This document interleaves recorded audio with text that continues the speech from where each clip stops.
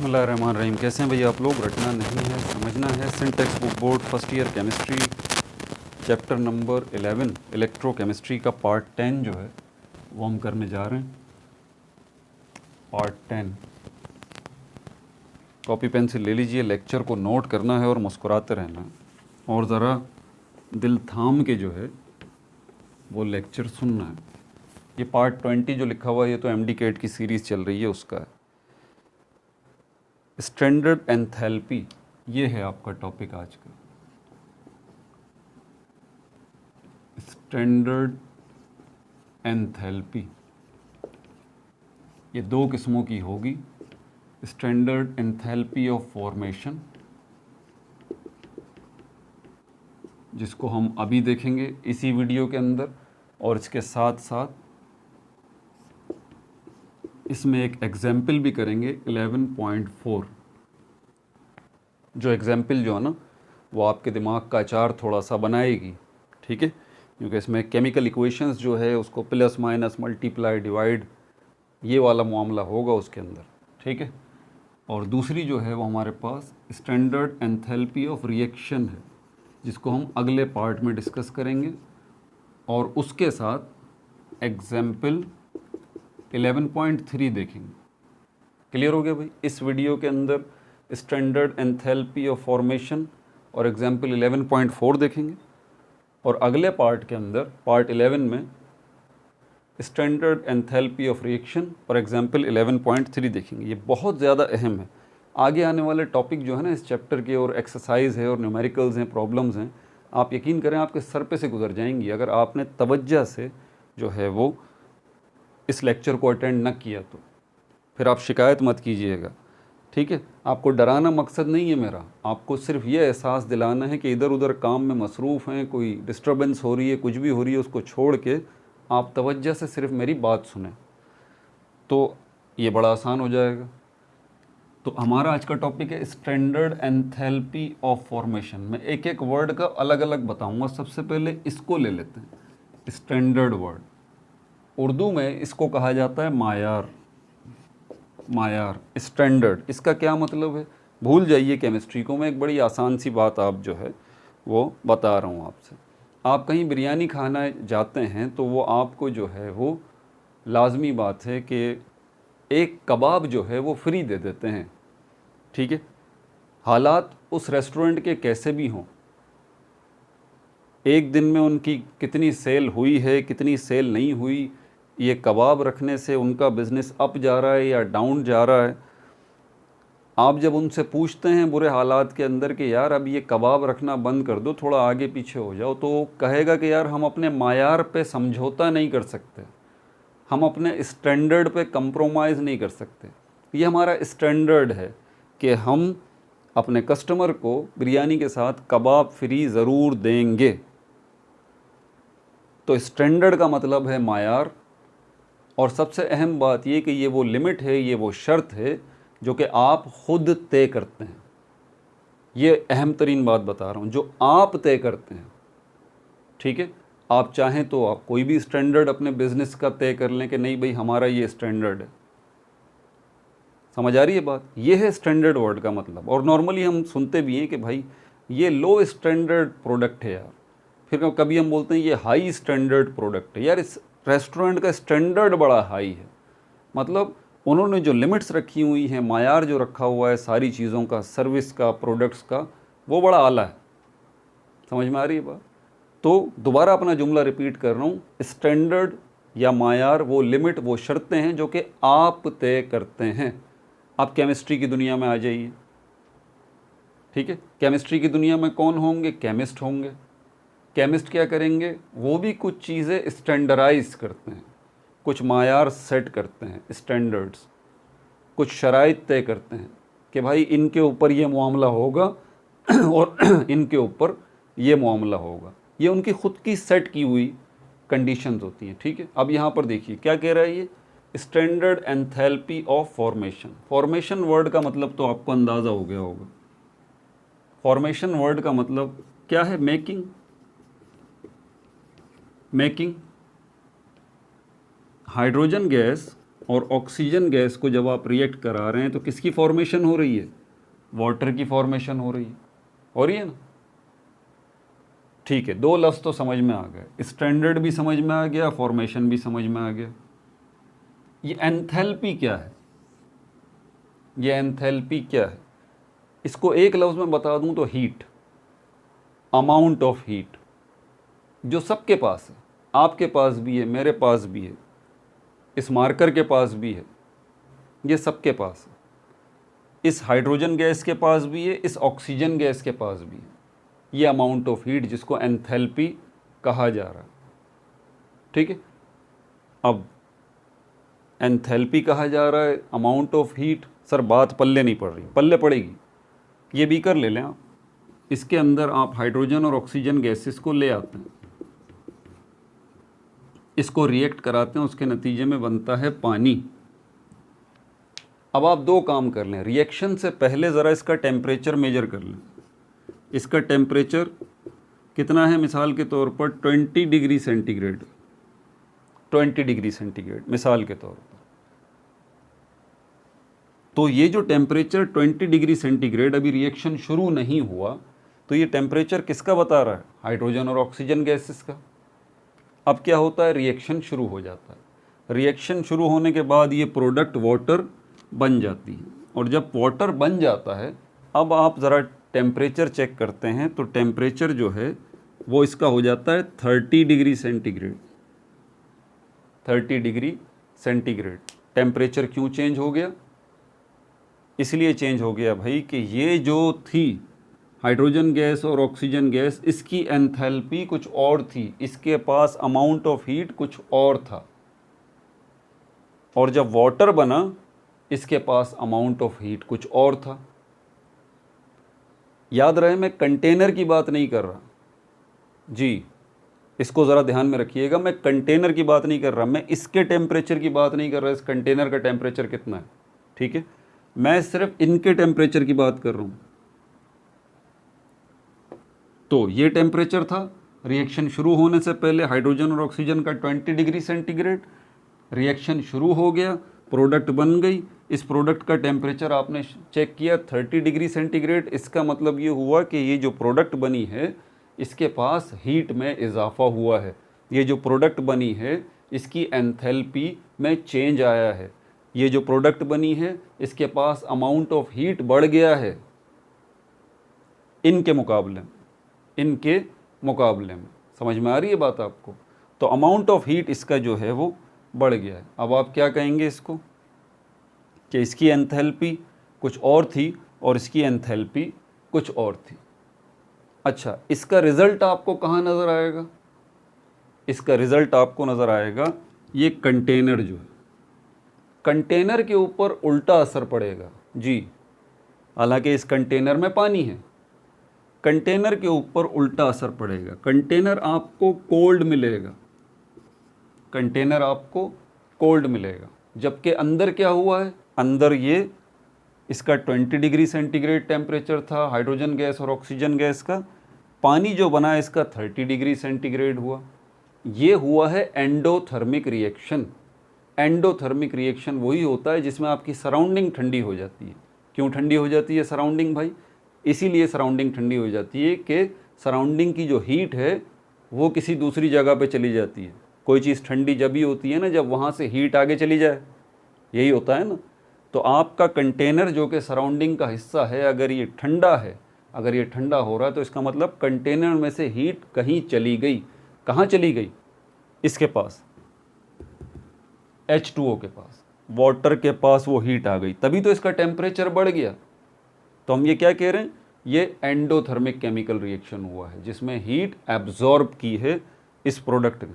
ठीक है भाई, आगे चलते हैं। अब सपोज करते हैं कि इसका टेम्परेचर रिएक्टेंट का 30 degree centigrade, 30 degree centigrade suppose करते हैं। रिएक्शन अभी शुरू नहीं हुआ। अब रिएक्शन शुरू होता है ये वाटर बनता है, इस वाटर का टेम्परेचर है 20 डिग्री सेंटीग्रेड। तो एंथैल्पी में चेंज आ गया ना। इसकी एंथैल्पी, इसकी हीट ज़्यादा थी रिएक्टेंट की, और प्रोडक्ट की एंथैल्पी, प्रोडक्ट की हीट जो है वो कम है, तो ये कम जो हुई, इससे रिजल्ट क्या मिलेगा आपको? पानी जो है, जो बना है H2O, वो ठंडा होगा। लेकिन जो आपका कंटेनर है, जो कि आपकी सराउंडिंग का एक हिस्सा है, वो हॉट हो जाएगा, पानी कोल्ड होगा और कंटेनर हॉट हो जाएगा, ये वक्ती तौर पर होगा। तो ये कंटेनर के पास हीट कहाँ से आ गई भाई? कंटेनर के पास हीट यहाँ से आई कि इसका टेम्परेचर 30 डिग्री था, इसके पास इसका एंथैल्पी, इसके पास हीट कंटेंट ज़्यादा था हाइड्रोजन और ऑक्सीजन गैसेस के पास, और वाटर के पास एंथैल्पी कम है, इसके पास हीट कंटेंट कम है, इसकी एंथैल्पी कम है। तो ये जो बैलेंस होगा 10 डिग्री का ये जो बैलेंस होगा, ये जो अमाउंट ऑफ हीट है, ये चला जाएगा कंटेनर के पास, जो सराउंडिंग का हिस्सा है उससे क्या होगा? आपका कंटेनर हॉट हो जाएगा। आप क्या बोलेंगे? एक्सोथर्मिक केमिकल रिएक्शन होगा। समझ में आ गई बात? अब यहाँ पर आ जाइए, स्टैंडर्ड एंथैल्पी ऑफ फॉर्मेशन। अब इन तीनों लफ्ज़ों पे गौर करें। Standard enthalpy of formation, formation से मतलब क्या है? बनना। यहाँ पर कौन सी चीज़ बनी है? वाटर बना है, ठीक है। तो इसकी कोई ना कोई एंथैल्पी है, और आपने अभी देखा है एंथैल्पी कम हो गई या ज़्यादा हो गई, ये इशू नहीं है। एक्सोथर्मिक रिएक्शन हो गया, एंडोथर्मिक रिएक्शन हो गया, ये इशू नहीं है। इशू ये है कि ये जो भी चीज़ फॉर्म हुई है, इसकी कोई एंथैल्पी है। अब आप जो ये एक्सपेरिमेंट कर रहे थे, क्या आपने एटमॉस्फेरिक प्रेशर को चेक किया था? क्या आपने एटमॉस्फेरिक प्रेशर को चेक किया था? क्या आपने एटमॉस्फेरिक टेम्परेचर को चेक किया था? नहीं, आपने ऐसा कोई काम नहीं किया था। अब सपोज़ करते हैं कि आपने ये जो एटमॉस्फेरिक प्रेशर इसको चेक किया, तो ये 1.5 atm निकला, और ये टेम्परेचर जो है ये निकला 30 डिग्री सेंटीग्रेड, आपके एनवायरनमेंट का, आपके सराउंडिंग का, कंटेनर का, सब का। तो ये निकला। इसके ऊपर, इन दो चीज़ों के ऊपर ये चीज़ बनी है, ये चीज़ फॉर्म्ड हुई है। तो इसकी एंथैल्पी जो है, इस प्रेशर और इस टेम्परेचर के ऊपर इसकी जो एंथैल्पी ऑफ फॉर्मेशन है, इस टेम्परेचर और इस प्रेशर के ऊपर, वो स्टैंडर्ड एंथैल्पी ऑफ फॉर्मेशन नहीं कहलाएगी। जी नहीं, ठीक है। स्टैंडर्ड एंथैल्पी ऑफ फॉर्मेशन, इसकी एंथैल्पी ऑफ फॉर्मेशन स्टैंडर्ड, मायारी, आपके स्टैंडर्ड के मुताबिक, केमिस्ट के स्टैंडर्ड के मुताबिक वो होगी जब आपका प्रेशर 1 एटमॉस्फेरिक होगा और टेम्परेचर 25 डिग्री सेंटीग्रेड हो। ये है वो स्टैंडर्ड, ये है वो मायार जो केमिस्ट ने सेट किया है। उसने बोला भाई अगर इस प्रेशर के ऊपर और इस टेम्परेचर के ऊपर जो भी चीज़ बनेगी, जिस चीज़ का भी 1 मोल बनेगा, अब एक और चीज़ का इजाफा कर लें, नंबर 3, 1 मोल अगर बनता है इस टेम्परेचर, इस प्रेशर 1 एटमॉस्फेरिक प्रेशर और इस टेम्परेचर के ऊपर किसी भी चीज़ का 1 मोल अगर बनता है, तो उसकी एंथैल्पी ऑफ फॉर्मेशन जो है वो कहलाएगी स्टैंडर्ड एंथैल्पी ऑफ फॉर्मेशन। इससे पहले एंथैल्पी ऑफ फॉर्मेशन तो थी, लेकिन स्टैंडर्ड एंथैल्पी ऑफ फॉर्मेशन नहीं थी। क्यों? क्योंकि प्रेशर 1.5 एटमॉस्फेरिक था, टेम्परेचर 30 डिग्री सेंटीग्रेड था, मोल भी कोई 3, 4, 5 होंगे। लेकिन अब आपने स्टैंडर्ड तय कर दिया कि भाई स्टैंडर्ड एंथैल्पी ऑफ फॉर्मेशन, वो एंथैल्पी ऑफ फॉर्मेशन ही सिर्फ स्टैंडर्ड कहलाएगी जिस पर किसी भी सब्सटेंस का 1 मोल जो है वो बनेगा, जबकि प्रेशर 1 एटमॉस्फेरिक प्रेशर होगा और टेम्परेचर 25 डिग्री सेंटीग्रेड होगा। क्लियर हो गई ये बात? इसको हम कहते हैं स्टैंडर्ड एंथैल्पी ऑफ फॉर्मेशन। ठीक है। अब यहाँ पर आपकी नज़र सिर्फ इसके ऊपर है, नहीं, सिर्फ इसको न लें,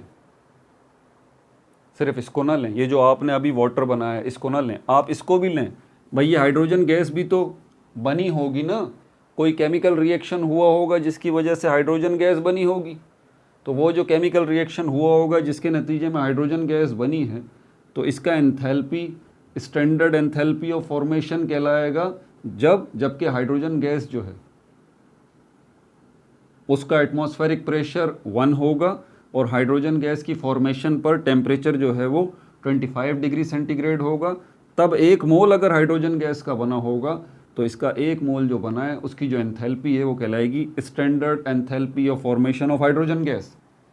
इसी तरह इसको भी देखें, ये भी तो ऑक्सीजन गैस बनी होगी ना, इसका भी कोई केमिकल रिएक्शन होगा, इसकी भी कोई केमिकल इक्वेशन होगी।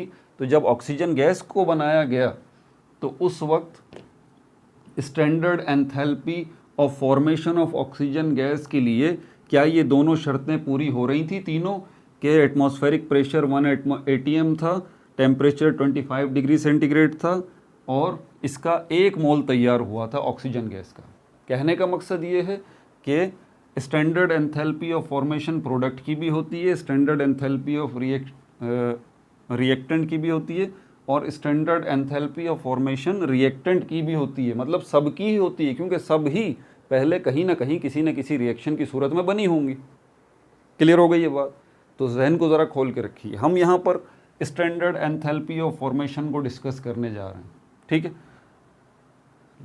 यहाँ तक तो बात क्लियर हो गई। लेकिन जैसे मैंने कहा कि स्टैंडर्ड वर्ड, तीसरी दफ़ा ये बात कर रहा हूँ, स्टैंडर्ड जो है केमिस्ट जो हैं उन्होंने कुछ सेट किया हुआ है। ये बात तो तय है देखें, ये बात तो तय है कि इसकी एंथैल्पी कुछ होगी, इसकी एंथैल्पी कुछ होगी, इसकी एंथैल्पी ऑफ फॉर्मेशन कुछ होगी, इसकी भी स्टैंडर्ड एंथैल्पी ऑफ फॉर्मेशन कुछ होगी, इसकी भी स्टैंडर्ड एंथैल्पी ऑफ फॉर्मेशन कुछ होगी और इसकी भी स्टैंडर्ड एंथैल्पी ऑफ फॉर्मेशन कुछ होगी। और स्टैंडर्ड एंथैल्पी ऑफ फॉर्मेशन को इससे रिप्रेजेंट किया जाता है डेल्टा H और ये छोटा सा f लगता है और ऊपर 0, सुपर स्क्रिप्ट में 0। ये जो सिंबल आपको नज़र आ रहा है ये स्टैंडर्ड एंथैल्पी ऑफ फॉर्मेशन का है। तो इनकी कुछ ना कुछ होगी, ठीक है लेकिन जो केमिस्ट हैं उन्होंने इसको रीडिज़ाइन किया है, उन्होंने इनके स्टैंडर्ड सेट किए हैं, ठीक है? कैसे स्टैंडर्ड सेट किए हैं कि इनमें से जैसे कि हमारे पास एलिमेंट्स हैं, हाइड्रोजन गैस है, ऑक्सीजन गैस है, ये जो हमारे पास गैसेस हैं इनके स्टैंडर्ड जो सेट किए हैं उनकी, देखिए मैंने कहा ना स्टैंडर्ड सेट किए हैं। तो standard enthalpy of formation oxygen gas की 0 सेट कर दी, standard enthalpy of formation of nitrogen gas 0 set कर दी, इस तरह से। अब आपको ये जानना है कि कौन सी चीज़ें हैं यार जिनकी स्टैंडर्ड एंथैल्पी ऑफ फॉर्मेशन को क्या क्या रखा गया। तो अभी मैं बताता हूँ आपको, ठीक है? ये तो कॉन्सेप्ट था जो कि मैंने आपको दे दिया, ठीक है? मिटाऊँ इसको भी मिटाऊँ, रिएक्शन वाला स्टैंडर्ड एंथैल्पी ऑफ रिएक्शन, और इसकी एग्जांपल तो हम बाद में करेंगे। तो अब यहाँ पर ये बात आ गई। अच्छा, इसको ज़रा समझ लीजिए, ये 0 जो है ऊपर जो लगा हुआ है ये क्या बता रहा है आपको? ये बता रहा है आपको कि प्रेशर जो है 1 एटमॉस्फेरिक है और टेम्परेचर जो है वो 25 डिग्री सेंटीग्रेड। तो ये बारीक बारीक फ़र्क ध्यान में रखिएगा। अगर ये 0 ना लगा हुआ ऊपर तो ये एंथैल्पी ऑफ फॉर्मेशन तो कहलाएगा, स्टैंडर्ड एंथैल्पी ऑफ फॉर्मेशन नहीं कहलाएगा। या फिर ये वैल्यूज़ अगर चेंज होंगी तो स्टैंडर्ड एंथैल्पी ऑफ फॉर्मेशन नहीं कहलाएगा, एंथैल्पी ऑफ फॉर्मेशन कहलाएगा ये, ठीक है? दोनों का बता दिया मैंने, 0 इसी को बता रहा, ठीक है? अच्छा, और F से क्या मतलब है? F से मतलब है फॉर्मेशन, ये भी नोट्स में डाल लें अपने। F से मतलब है फॉर्मेशन, ठीक है भाई? स्टैंडर्ड स्टेट, इसको भी समझ लें। स्टैंडर्ड स्टेट, स्टेट का मतलब है हालत। अब जैसे कि यहाँ पर हमने हाइड्रोजन गैस को देखा और ऑक्सीजन गैस को देखा, इससे क्या बन रहा है? वाटर बन रहा है। इसकी हालत, इसकी हालत और इसकी हालत, तीनों की स्टेट अगर स्टैंडर्ड हो, मतलब प्रेशर 1 एटमॉस्फेरिक हो, टेम्परेचर 25 डिग्री सेंटीग्रेड हो, इसका भी, इसका भी, इसका भी, तो इस प्रेशर और इस टेम्परेचर के ऊपर इनकी जो स्टेट्स होंगी, इसकी जो हालतें होंगी, उन स्टेट्स को हम क्या कहेंगे? Standard states. तो आपसे कोई पूछे कि भाई स्टैंडर्ड स्टेट क्या है, तो आप बताएं standard state is a state of a substance in which the pressure is 1 atmospheric and the temperature is 25 degree centigrade and mole is 1 mole। कि इन दोनों शराइत को पूरा करते हुए जिस हालत में ये मौजूद हैं, अभी जो इनकी मौजूदा हालत है, वो स्टैंडर्ड स्टेट कहलाएगी।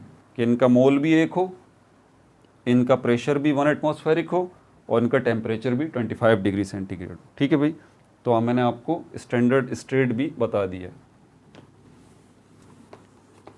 अब ये सुन रहे हैं ना आप, सुन के इसको अपने पास जो है वो अपने अल्फाजों में लिखें, अपने अल्फाजों में इनको लिखें। समझ लिया ना आपने? अब इसको अपने अल्फाजों में लिखें। ये जो आप अपने अल्फाजों में लेक्चर को सुन के कॉन्सेप्ट लेके जो लिखते हैं ना, इनको असल में नोट्स कहा जाता है, इनको हैंडआउट्स कहा जाता है। हमने नोट्स का नक्शा ही बदल दिया है। वो नोट्स जो फोटो स्टेट और पीडीएफ की शक्ल में बने बनाए मिलते हैं, हम उनको नोट्स कहते हैं। भाई ये कॉन्सेप्ट ही गलत है। नोट्स वही होते हैं जो कि आपके अपने हाथ से नोट किए हुए होते हैं, उनको नोट्स कहा जाता है, उनको हैंडआउट्स कहा जाता है। जो आप कॉन्सेप्ट गेन करते हैं और फ़ौरन उसको अपने पास नोट करते हैं, कोड वर्ड में, शॉर्ट वर्ड में, किसी भी ज़बान में नोट करते हैं, उर्दू में, अंग्रेज़ी में, सिंधी में, हिंदी में, किसी तरह भी आप नोट करते हैं, शॉर्टकट में नोट करते हैं, कोड में नोट करते हैं। ठीक है, जिस तरह भी आप, वो आपके नोट्स हैं और उनको आप ही समझ सकते हैं, वो दूसरा कोई नहीं समझेगा, क्योंकि आपने अपनी सहूलत के लिए लिखे हैं ये नोट्स। तो नोट्स इनके साथ साथ आप लेते रहिए। ठीक है भाई। अच्छा, हमारे पास standard enthalpies of formation of some substances. Standard, अब मैं यहाँ पे शॉर्टकट में लिखूँगा standard enthalpy of formation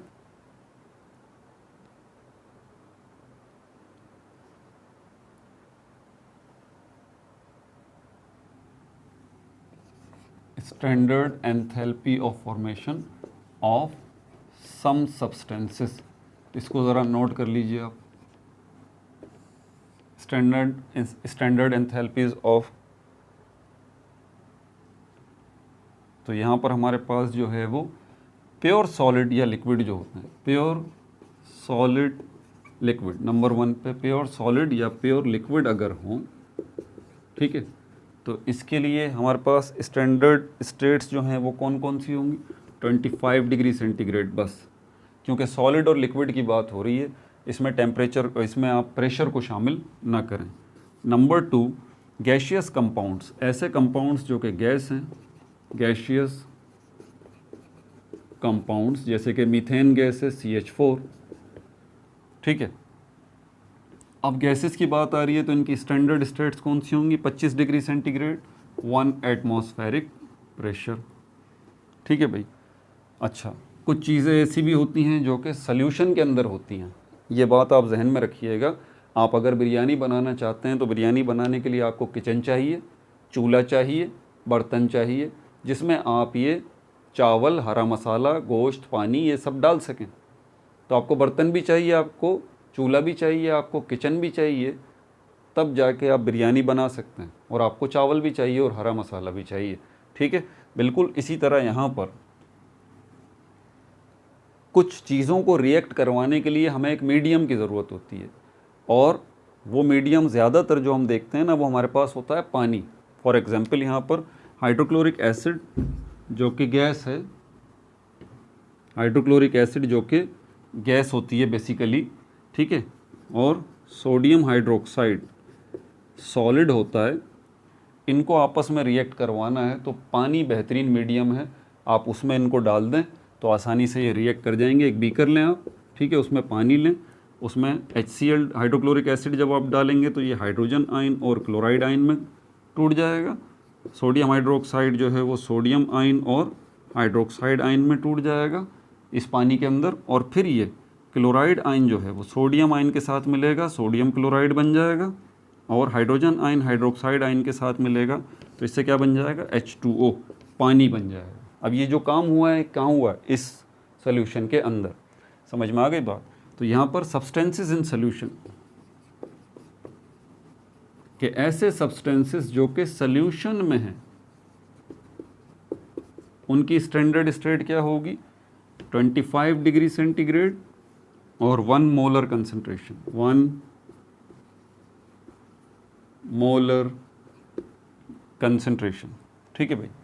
elements की अगर हम बात करें, ऑल एलिमेंट्स अगर हम इनकी बात करें तो 25 डिग्री सेंटीग्रेड, ठीक है, और 1 एटमॉस्फेरिक प्रेशर, 1 एटमॉस्फेरिक प्रेशर। ठीक है भाई। तो ये हमारे पास क्या है, स्टैंडर्ड स्टेट्स ऑफ सब्सटेंसेस हैं।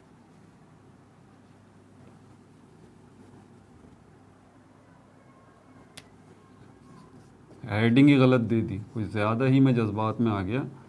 स्टैंडर्ड स्टेट्स, ये वाली हेडिंग है भाई, ज़रा ये लिखिएगा, standard states of some substances, ये वाली हेडिंग है। ठीक है।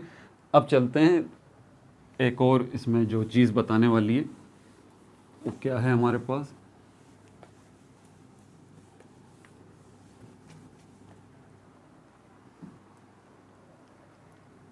हाँ अब चलते हैं इसकी तरफ। Standard enthalpy of formation of some substances, ये था जो हेडिंग आगे पीछे हो गई थी। Standard enthalpies of formation of some substances, ये वो स्टैंडर्ड्स हैं जो कि केमिस्ट हजरात ने सेट किए हैं। ठीक है भाई। पहली बात, मोस्ट एलिमेंट्स जो कि आपको पीरियोडिक टेबल में नज़र आते हैं ना, ठीक है, इनकी अगर हम बात करें तो इसकी स्टैंडर्ड एंथैल्पी ऑफ फॉर्मेशन जो है वो क्या ली जाती है, जैसे वो ज़ीरो ली जाती है, जैसे कि हाइड्रोजन गैस है, ऑक्सीजन गैस है, नाइट्रोजन गैस है, सोडियम है, एटसेट्रा। साइंटिस्ट बरादरी ने इनका standard enthalpy of formation zero जो है वो सेट किया। ठीक है भाई। अच्छा, उसके बाद फिर हमारे पास एलिमेंट्स इन एलोट्रोपिक फॉर्म,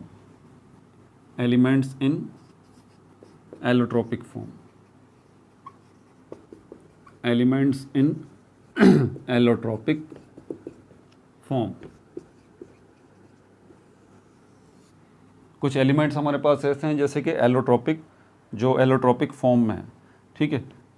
तो सबसे पहले आप जो एलोट्रोपिक फॉर्म लेंगे, जो साइंटिस्ट ने ली है, उसका स्टैंडर्ड सेट करने के लिए बोला कि जो स्टेबल एलोट्रोपिक फॉर्म है वो आप लेंगे। नहीं समझ आई? अभी समझ में आ जाएगी। मिसाल के तौर पर उसका आप जो है वो standard enthalpy of formation zero लेंगे, वो एलोट्रोपिक फॉर्म जो कि स्टेबल होगी। ठीक है। मिसाल के तौर पर एग्जाम्पल अगर हम इसकी लें, डायमंड और ग्रेफाइट दोनों कार्बन से मिलके बनते हैं, लेकिन ग्रेफाइट जो है इसको स्टैंडर्ड के तौर पे लिया गया है। ये भी कार्बन है, डायमंड भी कार्बन है, लेकिन ग्रेफाइट को स्टैंडर्ड के तौर पे लिया गया है। ठीक है भाई। और तो ग्रेफाइट का standard enthalpy of formation zero है। ठीक है। इसी तरह हमारे पास ऑक्सीजन गैस भी है और ओजोन गैस भी है। तो ऑक्सीजन गैस स्टेबल है, इसलिए इसका स्टैंडर्ड एंथैल्पी ऑफ फॉर्मेशन जो है वो ज़ीरो लिया गया है। ठीक है। अच्छा, उसके बाद सल्फ़र को देखें तो मोनोक्लिनिक सल्फ़र भी है, रोम्बिक सल्फ़र भी है, दो एलोट्रोपिक फॉर्म है। तो रोम्बिक सल्फ़र जो है उसको स्टैंडर्ड के तौर पे लिया गया, वो ज़्यादा स्टेबल है। रोम्बिक सल्फ़र, इसका standard enthalpy of formation zero लिया गया। ठीक है भाई। तो मोस्ट एलिमेंट्स का हम ज़ीरो ले रहे हैं, और वो एलिमेंट्स इनकी एलोट्रोपिक फॉर्म जो है वो मौजूद हैं, तो उसमें से जो स्टेबल एलोट्रोपिक फॉर्म होगी उसकी जो है standard enthalpy of formation chemist जो है उन्होंने 0 ली। ठीक है भाई, ये भी हो गया। ठीक है, अब चलते हैं ज़रा आगे। Use of Hess's law in the determination of heat of reaction. यही है वो कि अब हम हीट ऑफ रिएक्शन जो अभी आपने देखा, नहीं सॉरी डिटर्मिनेशन, बल्कि आगे वाला टॉपिक होगा, हाँ ये वाला, हाँ use of Hess's law in the determination of heat of formation, अगला टॉपिक लिखें। इसी में एग्जाम्पल आपको 11.4 करनी है।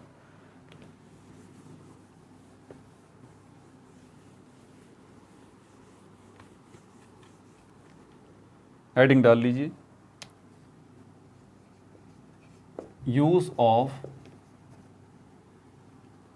हेसिस लॉ इन डिटर्मिनेशन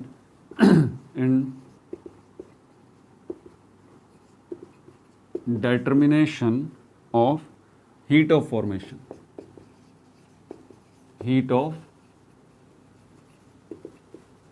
फॉर्मेशन, अभी हमने क्या डिस्कस किया? Enthalpy of formation. यहाँ क्या बोल रहा है? Heat of formation. सर ये तो दो अलग चीज़ हो गई। अरे भाई कहाँ से अलग चीज़ हो गई यार, एंथैल्पी हीट को ही तो कहते हैं।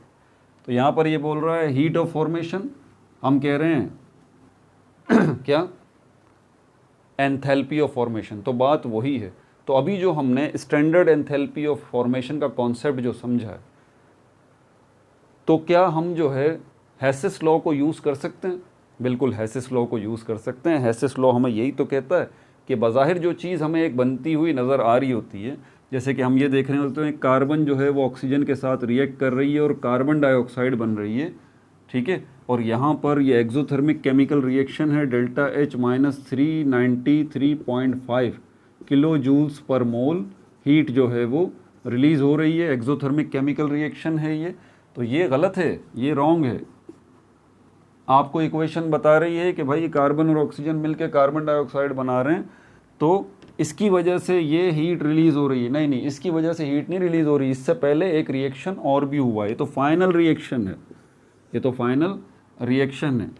स्टार्ट में ये हुआ है कि कार्बन और ऑक्सीजन मिलके इन्होंने कार्बन मोनोऑक्साइड बनाई है। फिर क्या हुआ है कि कार्बन मोनोऑक्साइड जो है इसने ऑक्सीजन के साथ रिएक्ट करा है, तब जाके कार्बन डाइऑक्साइड बनी है। तो ये जो आपको माइनस 393.5 किलो जूल्स पर मोल नज़र आ रहा है, ये गलत है। ये इक्वेशन के मुताबिक ये गलत है, ठीक है।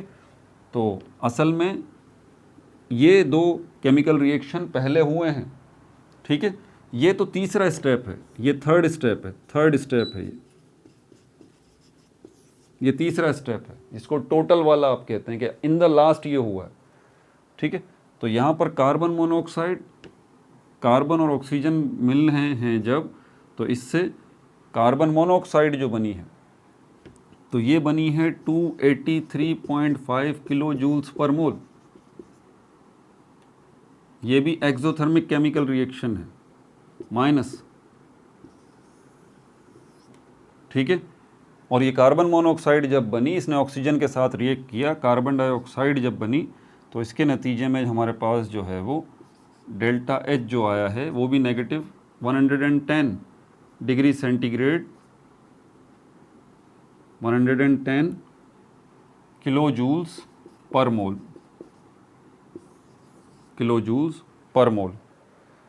ठीक है भाई। अब इन दोनों को आप जमा करेंगे, तो इन दोनों को जमा करके ये आपके पास आएगा माइनस 393.5। तो ये इक्वेशन आपको बता रही है कि कार्बन और ऑक्सीजन ने मिलकर कार्बन डाइऑक्साइड बना दिया, एक्सोथर्मिक रिएक्शन हो गया, इतना अमाउंट ऑफ हीट रिलीज़ हो गया। ये बात गलत है। असल में इससे पहले क्या हुआ है कि कार्बन ऑक्सीजन मिलकर कार्बन मोनोऑक्साइड बनी है, उससे इतना अमाउंट ऑफ हीट रिलीज़ हुआ है माइनस 283.5 किलो जूल्स पर मोल। और उसके बाद ये कार्बन मोनोऑक्साइड ऑक्सीजन के साथ वहीं पर उसने रिएक्ट किया है, तब जाके कार्बन डाइऑक्साइड बनी है, और इतना अमाउंट ऑफ हीट जो है वो रिलीज़ हुआ है। और आपको जो नज़र आ रहा है वो असल में टोटल है, इन दोनों का जमा है। अब ज़रा मैं ये चेक कर लूँ यार, ये गलती तो नहीं हो रही कि दोनों सही हैं बिल्कुल। कार्बन मोनोऑक्साइड, गलत बताने से बेहतर तो ये है ना कि यार मैं एक दफ़ा उसको चेक कर लूँ। तो कार्बन मोनोऑक्साइड और ऑक्सीजन मिलके जब कार्बन डाइऑक्साइड बन रही है, हाँ देखें हो गया ना, गलती हो गई। चलें गलती आपको ये वैल्यूज़ याद कराएंगी, माइनस 110 जो है ये इसका नहीं है, कार्बन मोनोऑक्साइड और ऑक्सीजन का, ये इसका है -283.5, ये इसका है। और कार्बन और ऑक्सीजन से जो कार्बन मोनोऑक्साइड बन रही है, ठीक है, इसका है -110 किलो जूल, ठीक है। तो इन दोनों का सम जो है वो आपको यहाँ पर नज़र आता है।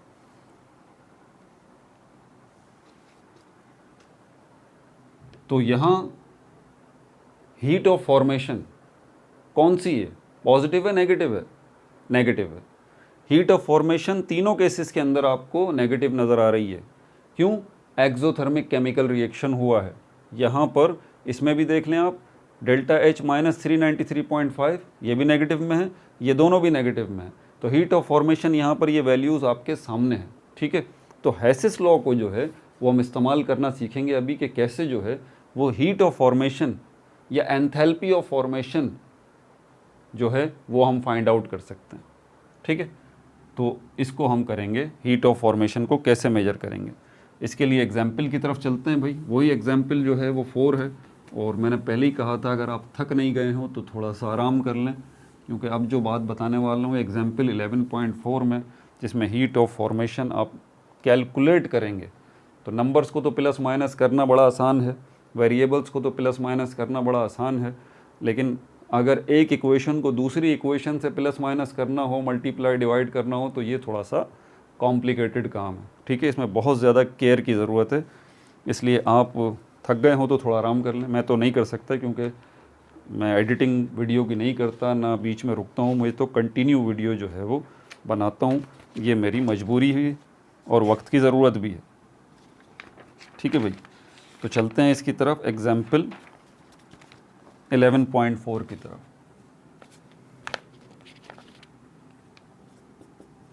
एग्जाम्पल 11.4 ये मैं आपको पढ़ के सुना देता हूँ, ठीक है। इसमें बोल रहा है calculate the standard heat of formation of acetylene. Data इसका सबसे पहले आपसे बोल रहा है एसीटाइलिन का standard heat of formation calculate करें। स्टैंडर्ड हीट ऑफ फॉर्मेशन मतलब क्या? डेल्टा HF कैलकुलेट करें, किसका? एसीटाइलिन का C2H2, ये कैलकुलेट करना है, ठीक है भाई। फिर आगे बोल रहा है by using the data of the following thermochemical equation. कुछ थर्मोकेमिकल इक्वेशंस आपको दी जा रही हैं, ठीक है, उनकी मदद से। अच्छा, तो थर्मोकेमिकल इक्वेशंस कौन सी हैं जो दी जा रही हैं? थर्मोकेमिकल इक्वेशंस, 3 इक्वेशंस जो है ये आपको दे रहा है। 1 बाय 1 हम उसको लिखेंगे।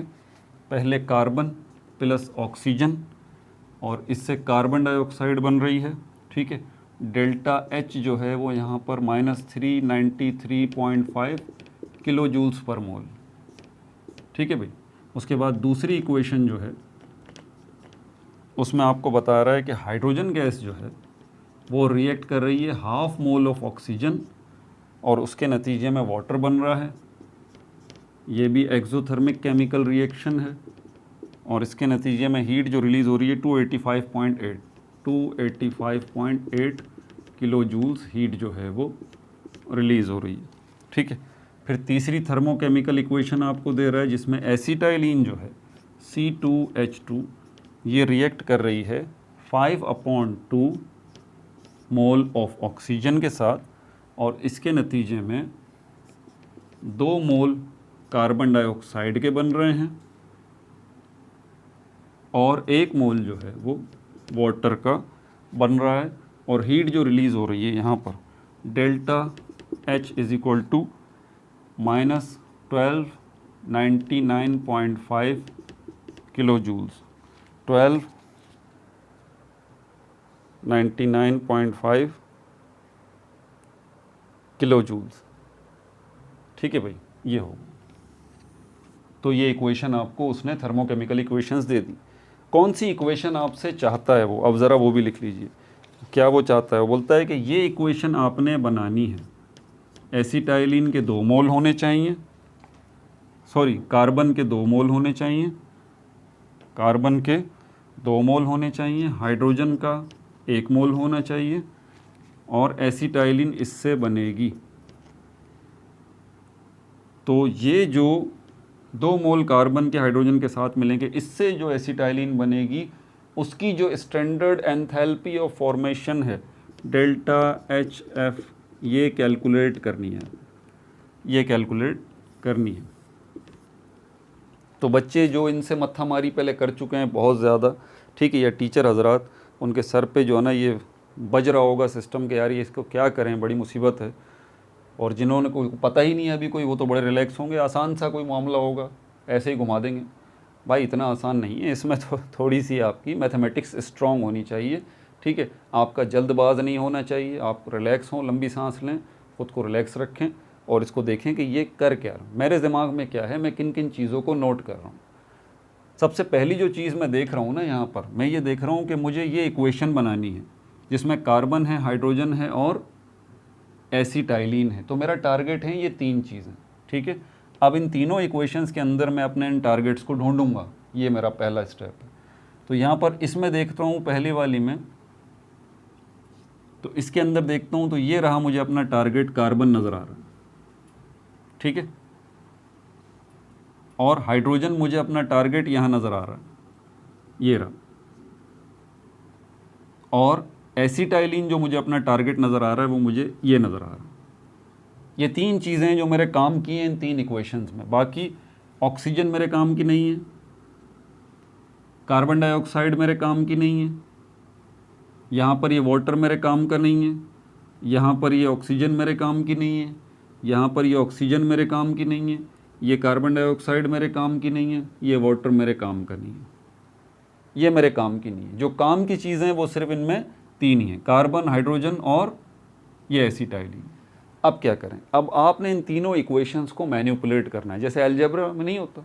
अब यहाँ पर आइडिया लगाएं आप कैसे इसको हटा सकते हैं, ठीक है। इसको हटाने का तरीका ये है, क्योंकि ये बेसिकली वेरिएबल्स हैं, जैसे कि मैथमेटिक्स में हमारे पास होते हैं ना A B C X Y Z, ये भी वही हैं। तो अगर यहाँ पर मैं कहता हूँ कि अगर 2x आपके सामने है, इसको आपको ख़त्म करना जड़ से ही, तो इसके लिए क्या करें, आप बोलेंगे सर -2x जो है इसके सामने अगर आ जाए तो ये प्लस का 2x है, ये माइनस का 2x है, किस्सा तमाम हो जाएगा। एग्जैक्टली यही काम होगा, यही काम होगा। यहाँ पर अगर आपको H2O को ख़त्म करना है तो इसके साथ माइनस का H2O एक आना चाहिए, ये कैंसिल हो जाएगा। अगर आपको कार्बन डाइऑक्साइड को ख़त्म करना है तो इसके साथ एक माइनस का कार्बन डाइऑक्साइड और आपको लेके आना है ताकि ये कैंसिल हो जाए। और क्या है हमारे पास, ऑक्सीजन, अगर ऑक्सीजन को आपको ख़त्म करना है तो इसके साथ माइनस का ऑक्सीजन आपके सामने होना चाहिए, जिसको इस तरह से, तब जाके ये जो आपके तीनों इक्वेशंस में गैर ज़रूरी चीज़ें हैं ना, उनका इंतकाल हो जाएगा, वो ख़त्म हो जाएंगी। समझ में आ गई बात, काम की चीज़ें आपकी बच जाएंगी और आखिर में ये इक्वेशन आपकी बन जाएगी, ठीक है। जब ये इक्वेशन बन जाएगी तो इसकी स्टैंडर्ड एंथैल्पी ऑफ फॉर्मेशन खुद ब खुद आपके सामने आ जाएगी, क्योंकि जब आप यहाँ पर प्लस माइनस का काम कर रहे होंगे इनको रिमूव करने के लिए, वाटर, कार्बन डाइऑक्साइड, ऑक्सीजन, तो यही प्लस माइनस इनके साथ भी होगा जी, इसके साथ भी होगा, इसके साथ भी होगा और इसके साथ भी होगा। ये तीनों वैल्यूज़ जो हैं इनके ऊपर भी वो प्लस माइनस मल्टीप्लाई का इफ़ेक्ट पड़ेगा, ठीक है। अब आगे चलते हैं। तो हमने टारगेट सेट कर लिए, ज़रूरी चीज़ें, गैर ज़रूरी चीज़ें पता लग गई। तो अब इसके अंदर हमें पता है कि ऑक्सीजन का सबसे पहले अगर मसला हल करें, ऑक्सीजन का, पहले ये 2 इक्वेशन ले लेते हैं, 1 और 2। 1 और 2 का ज़रा एनालिसिस करें आप सुकून से। मेरे सामने जो चीज़ है वो ऑक्सीजन है, यहाँ पर एक ऑक्सीजन है। इक्वेशन 1 की अगर बात करूँ, 1 और 2 को ख़त्म करना, तो मेरे पास इक्वेशन 1 में ऑक्सीजन 1 है और इक्वेशन 2 में 1/2 ऑक्सीजन है। और इक्वेशन 3 जो है, यहाँ लिख लेता हूँ 1/2 ऑक्सीजन, और इक्वेशन 3 जो है इसके अंदर जो इक्वेशन है मेरे पास 5/2 ऑक्सीजन। तो पहली ऑक्सीजन इक्वेशन 1, दूसरी ऑक्सीजन इक्वेशन 2, तीसरी ऑक्सीजन इक्वेशन 3। तो मैं ये कोशिश करूँगा कि यार इन दोनों को इस जैसी शक्ल बना दूँ, ठीक है। अब यहाँ पर इसका ऑक्सीजन, मैं अगर इसको ऐसे सामने से लिखूँ तो ये ऑक्सीजन जो है 1 ऑक्सीजन है और ये वाला ऑक्सीजन प्लस 1/2 ऑक्सीजन है। तो इन दोनों को प्लस करने पे मुझे ये वाला ऑक्सीजन नहीं मिलेगा, ये वाला ऑक्सीजन मुझे नहीं मिलेगा। अब मैं क्या करूं? अब मैं सोचता हूं कि यार जो ऊपर वाला जो है ना, मैं इसको 2 बना दूं, ये रहा। अब इसको 2 बनाने के लिए मुझे 2 से मल्टीप्लाई करना पड़ेगा पूरी इक्वेशन को। ये पूरी की पूरी इक्वेशन जो है इसको मुझे 2 से मल्टीप्लाई करना पड़ेगा। ना सिर्फ इसको मल्टीप्लाई करना पड़ेगा बल्कि इस पूरी इक्वेशन के आगे ये जो है -393.5 इसको भी 2 से मल्टीप्लाई करना पड़ेगा। रफ वर्क बहुत करना पड़ेगा। तो यहाँ पर अगर मैं ये काम करता हूँ तो ये तो बड़ा आसान है, अगर मैं 2 से मल्टीप्लाई करूँ तो ये 2 आ गया, ये भी 2 आ गया, इसके साथ ये भी 2 आ गया। लेकिन इसके साथ ये डेल्टा H जो है माइनस, इसको मैं 2 से अगर मल्टीप्लाई करूँगा तो ये 2 मल्टीप्लाई बाय -393.5 ये क्या हो जाएगा? ये मल्टीप्लाई होके, ये कैलकुलेशन मैंने यहाँ कर रखी है, ये हो जाएगा -787 ये हो जाएगा। ठीक हो गया भाई? ठीक है। पहली इक्वेशन को अब मैंने ये वाली शक्ल दे दी, इसमें ये मेरा टारगेट है। ज़रा इसको मैं दोबारा अब यहाँ पर 2 कर लूँ, इक्वेशन 1, तो यहाँ पर भी ये 2 हो जाएगा। 1/2 तो मैंने यहाँ से लिया। अब मैं इन दोनों को अगर प्लस करता हूँ तो देखें क्या बनेगा। मैं इनके सिर्फ कोफिशिएंट्स ले रहा हूँ, यहाँ से 2 और 1/2, 2 + 1/2। इसका क्या लिया जाएगा? एलसीएम। 2 यहाँ पर आ जाएगा, 2 2 4 हो जाएगा, प्लस 1 बचेगा, ये बन जाएगा 5/2 और ये ऑक्सीजन मैंने इसके साथ लगा दिया। मसला हल हो गया। तीसरी वाली ऑक्सीजन जैसा बनाना था ना, इस जैसा। अब देखें, अब क्या, ये देखें, ये बन गया 5/2। इक्वेशन 3 में जो ऑक्सीजन है 5/2, ये भी बन गया 5/2। कैसे? जब मैंने इस पूरी इक्वेशन को 2 से मल्टीप्लाई किया। मैंने एक टारगेट सेट किया तुक्के में, अंदाजे में। मैंने बोला ऑक्सीजन सबसे ज़्यादा गड़बड़ कर रही है, इसको पकड़ते हैं पहले।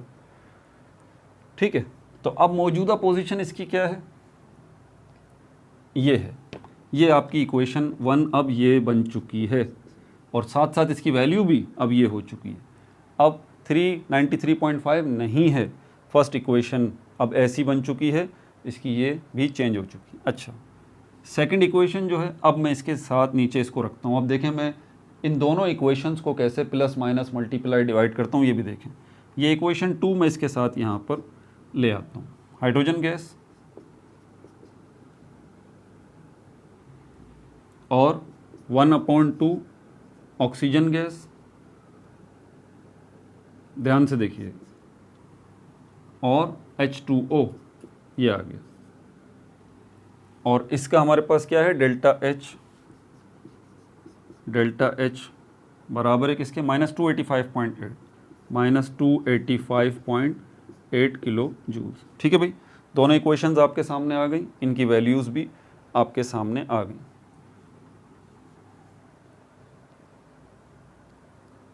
अब मुझे क्या करना है? इन दोनों को मुझे प्लस करना है। ठीक है, लेकिन जब हम कहते हैं ना कि इन दोनों को मुझे प्लस करना है, यही हमने किया था ना, ताकि ये 5/2 ऑक्सीजन बन जाए। तो इन दोनों को मैं प्लस करूँगा, लेकिन ये दोनों ही सिर्फ प्लस नहीं होंगे, सब प्लस होंगे भाई। पूरी की पूरी इक्वेशन से प्लस होगी। यहाँ पर इनकी वैल्यूज़ भी प्लस होंगी, ये भी जहन में रहे। तो यहाँ पर अगर मैं इसको प्लस करता हूँ तो साइन चेंज करें, और प्लस करने का तरीका ये होता है, या प्लस या माइनस करने का तरीका ये होता है कि जो पॉजिटिव हो उसको नेगेटिव कर दें, जो नेगेटिव हो उसको पॉजिटिव कर दें। तो मैं इसको प्लस कर रहा हूँ तो ये ऑलरेडी प्लस तो है, ये भी प्लस हो गया, ये भी प्लस हो गया, ये भी क्या हो गया? प्लस हो गया। बल्कि साइन चेंज, प्लस तो खैर ऑलरेडी है यार, सॉरी, प्लस तो ऑलरेडी वो है। मुझे साइन के साथ मैं क्यों छेड़छाड़ कर रहा हूँ? मुझे प्लस में ही तो चाहिए, तो प्लस में तो है। ठीक है, अब यहाँ पर इसका जो रिज़ल्ट मेरे सामने आएगा, अब रिज़ल्ट देखें, 2 कार्बन और ये हाइड्रोजन ये प्लस नहीं हो सकते, तो इनको मैं इसी तरह लिख लूँगा, 2C+ हाइड्रोजन ये प्लस हो सकते हैं। इनका प्लस का रिजल्ट मैं निकाल चुका हूँ, ये रहा 5/2 ऑक्सीजन। ठीक है, अब इक्वेशन की दूसरी साइड पे देखें, ये भी प्लस नहीं हो सकते, तो 2 कार्बन डाइऑक्साइड ऐसे आ जाएंगे और H2O भी इसी तरह आ जाएगा। और डेल्टा H को क्या होगा, ये भी प्लस होगा। ये -787 और -285.8 ये दोनों माइनस के हैं, तो ये प्लस जब होंगे तो रिज़ल्ट आपका माइनस में ही आएगा। तो आपका रिज़ल्ट जो माइनस में आएगा वो आएगा -1072.8 किलो जूल्स, ये रिज़ल्ट आएगा। ठीक है भाई, 1072.8 किलो जूल्स, ये आपका रिज़ल्ट आ गया। ये इक्वेशन जो है, अब आपकी पहली वाली इक्वेशन का किस्सा तमाम हो गया, दूसरी वाली इक्वेशन का भी किस्सा तमाम हो गया। अब ये इक्वेशन आई है आपके सामने, ये इक्वेशन, और ये वाली इक्वेशन अभी बची हुई है। इस इक्वेशन से आपने कोई छेड़छाड़ नहीं की, तो ये इक्वेशन ज़रा जल्दी से नोट कर लें अब अपने पास, क्योंकि अब इस इक्वेशन को इस तीसरी वाली इक्वेशन से मैं माइनस करने वाला हूँ। वजह क्यों माइनस करने वाला हूँ भाई, भूल गए टारगेट क्या है? अननेसेसरी जो भी ये ऑक्सीजन है, कार्बन डाइऑक्साइड है, वाटर है, इसको ख़त्म करना है ना। तो ये जब भी ख़त्म हो सकते हैं कि एक प्लस में हो और दूसरा माइनस में हो, तभी कैंसिल होंगे ना। तो यहाँ पर ये ऑक्सीजन देखें 5/2 आ गई, तीसरी इक्वेशन देखें 5/2 में है, तो अब मैं एक इक्वेशन को इसमें से माइनस कर दूंगा, तब जाके एक प्लस में बच जाएगी, एक को मैं खुद माइनस कर दूंगा, तो ये माइनस की हो जाएगी, ये प्लस की हो जाएगी, ये कैंसिल हो जाएंगी आपस में, और भी कुछ कैंसिल होगा। बड़ा मज़े का स्टेप है ये वाला, अब देखेंगे आप। ठीक है, तो मैं यहाँ जगह बना लूँ ज़रा,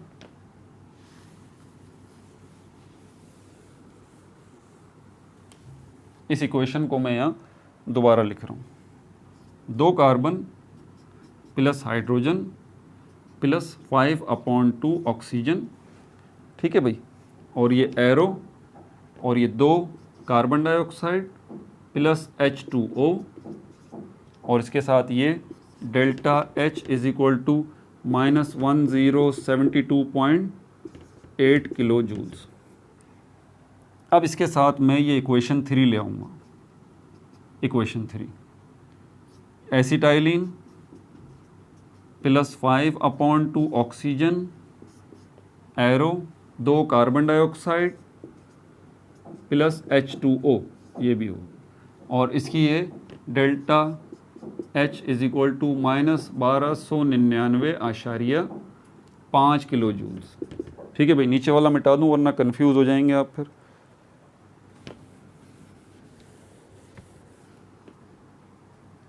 आपका टारगेट याद रखिएगा, ये इक्वेशन बनाना है आपका टारगेट, और ये इक्वेशन बनाते हुए ये आपको फाइंड आउट करना है स्टैंडर्ड एंथैल्पी ऑफ फॉर्मेशन। ठीक है भाई, अब जब मैं कह रहा हूँ कि मुझे ये प्लस का है, ये माइनस का मुझे करना है, तो आप सिर्फ इसी को नहीं करेंगे, नहीं, बल्कि इसको माइनस करेंगे तो इसके साथ साथ जो प्लस का होगा उसको माइनस करना पड़ेगा, जो माइनस का होगा उसको प्लस करना पड़ेगा जी।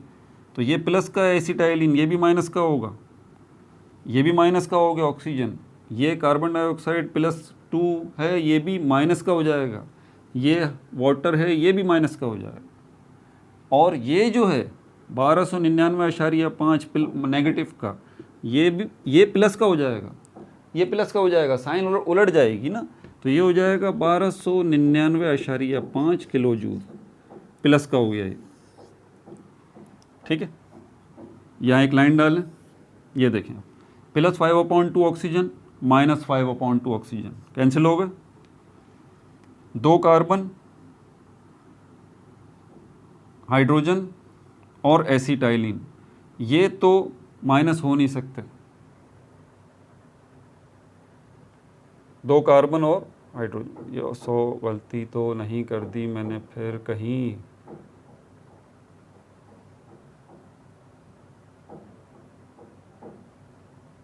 इस वाली इक्वेशन को बनाया था,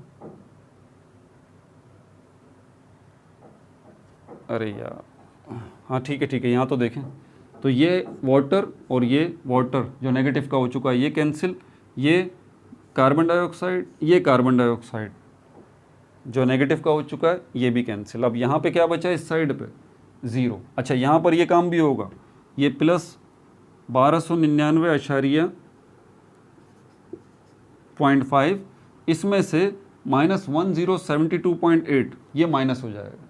तो पॉजिटिव वैल्यू बड़ी है, नेगेटिव वैल्यू छोटी है, तो इसको जब माइनस करेंगे तो इसका रिजल्ट जो आपके पास आएगा वो पॉजिटिव आएगा, ठीक है, और वो आएगा 226.7 किलो जूल्स। ये बुक में एग्जाम्पल हुई हुई एग्जाम्पल 4 आप देख सकते हैं, ये इसका जवाब आएगा। अच्छा अब इस साइड पे बचा क्या है, अब देखें इस साइड पे क्या बचा है, आपके पास 2 कार्बन बचे हैं, हाइड्रोजन बचा है और माइनस का एसिटाइलिन बचा है, और इस साइड पे क्या बचा है, कुछ भी नहीं बचा, 0। और इक्वेशन को क्या हुआ है कि इक्वेशन पॉजिटिव 226.7 किलो जूल्स हो चुकी है। अब क्या करेंगे, इस माइनस एसिटाइलिन को उस साइड पे ले जाएंगे तो ये क्या होगी, वहाँ जाके प्लस की हो जाएगी, ऐसे ही कर देते हैं,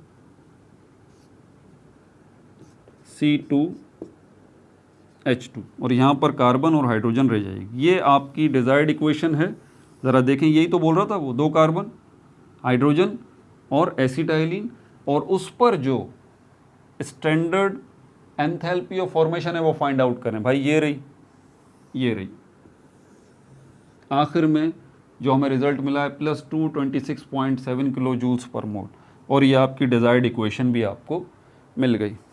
ठीक है भाई, आसान नहीं था, मुश्किल था, मुझे अंदाज़ा है इस बात का। पार्ट 11 के अंदर याद है अब हमने क्या देखना है, स्टैंडर्ड एंथैल्पी ऑफ रिएक्शन और उसकी एग्जाम्पल 11.3। ठीक है भाई, अपना बहुत ज़्यादा ख्याल रखिएगा। No like no subscribe, only share.